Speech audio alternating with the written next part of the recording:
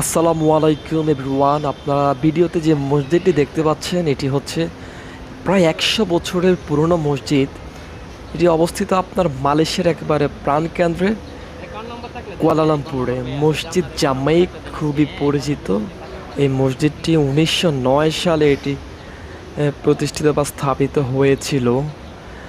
প্রতি জুমায় প্রতিদিনের বেলায় তো নামাজ পড়ে। জুমাতে প্রায় 1000 মুসল্লির ক্যাপাসিটি আছে এই মসজিদে। 1000 মুসল্লি ওয়ার্শিপ করতে পারতেছে। আমারও সৌভাগ্য হয়েছে এই মসজিদে নামাজ পড়ার।